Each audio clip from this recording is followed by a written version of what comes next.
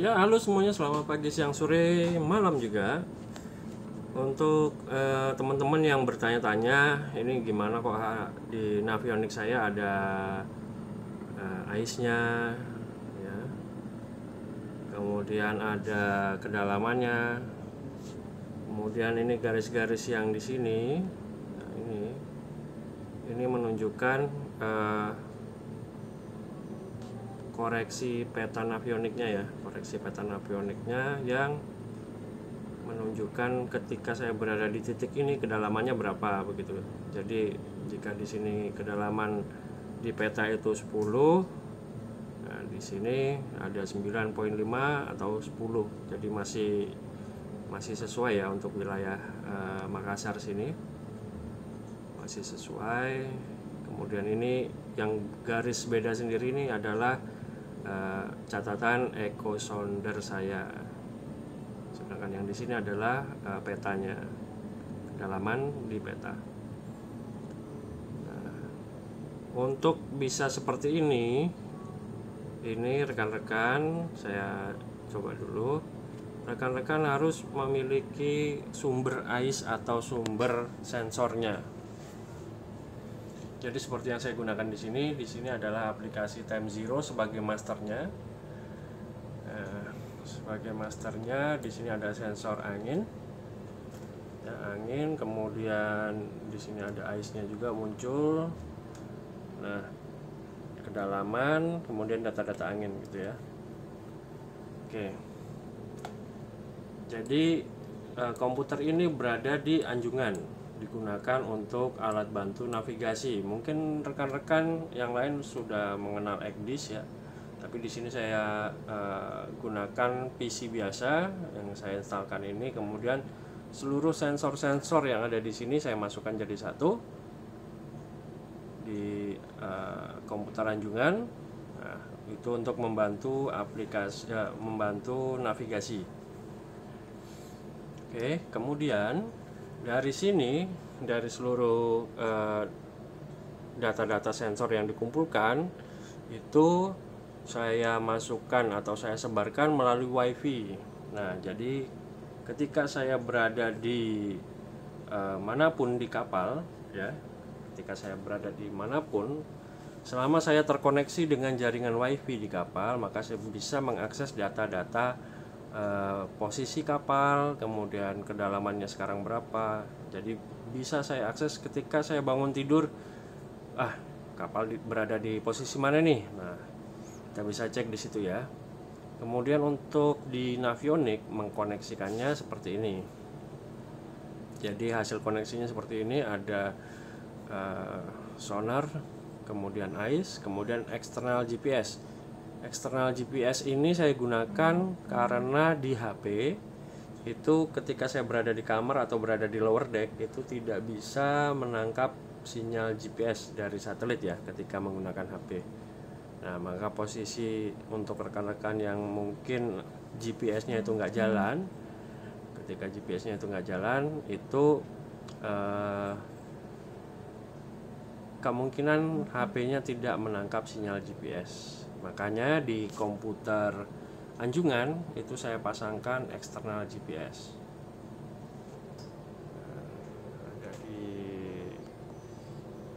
di situlah pokoknya. Saya pasangkan di dekat jendela di komputer Anjungan. Jadi dimanapun saya berada, selama saya terkoneksi dengan jaringan WiFi kapal, itu sekali lagi WiFi kapal ya, jadi tidak menggunakan internet. Itu saya bisa mengakses posisi kapal ketika saya berada di kamar mandi atau berada di ruang makan atau berada di kamar tidur. Nah, begitu. Jadi untuk memudahkan saja. Kemudian untuk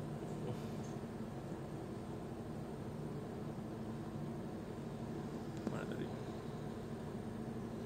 Sini ya. Ini saya kemana nih? Anjungan.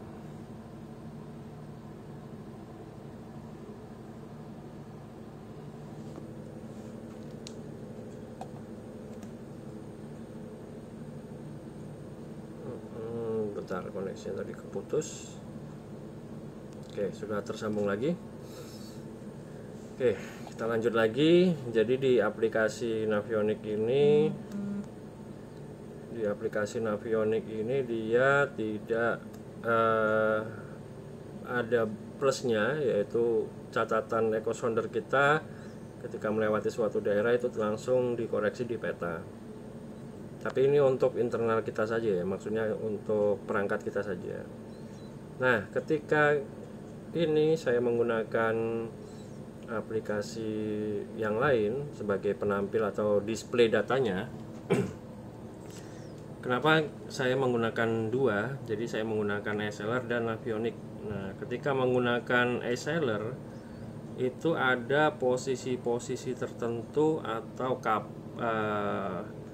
titik-titik tertentu yang tidak muncul di Navionics.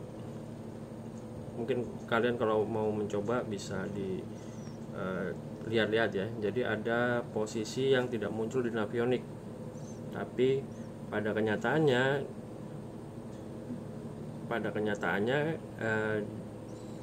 realnya itu kalian bisa melihat, wah ada halangan di depan atau ada pulau. Nah di situ ada muncul di iSeller. Begitu juga sebaliknya. Jadi saya harus menggunakan dua ketika menyusun rute. Nah di sini saya menggunakan iSeller juga. Ya, menggunakan iSeller juga. Data-data kedalaman di sini bisa dilihat. Ini karena posisinya kapal nggak jalan, jadi posisi kedalamannya di sebelah sini. Di bawah kanan ini ada depth 8.3. Kemudian angin di sini bentuknya seperti ini, ada true wind, ada apparent.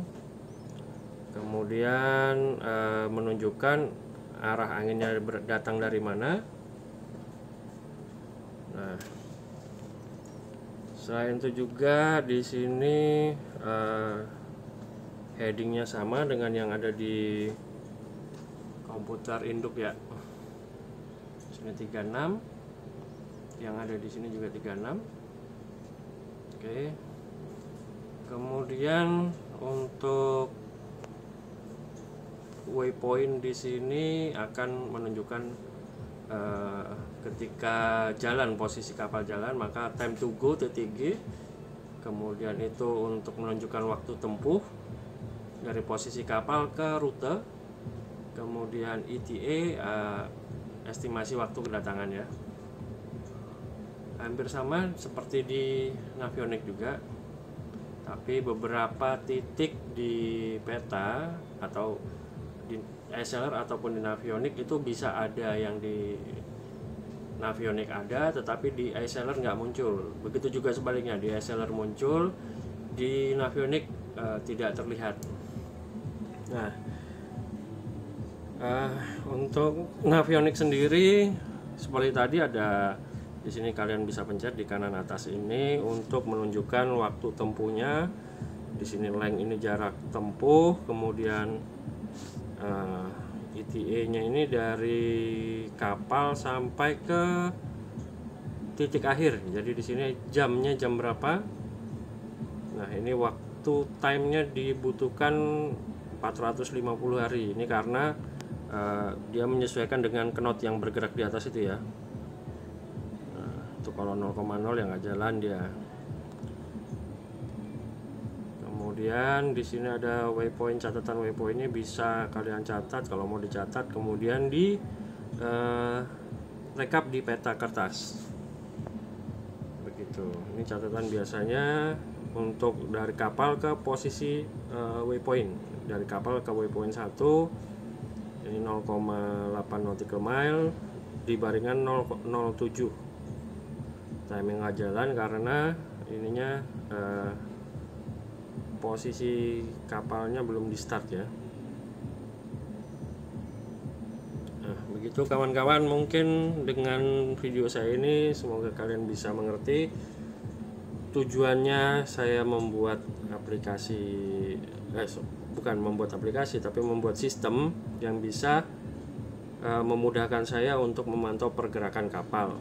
Begitu. Jadi untuk perwira-perwira kapal bisa menggunakan aplikasi ini, bisa untuk membantu memantau posisi kapal ketika kalian sedang beristirahat atau berada di ruang lain dari kapal atau anjungan.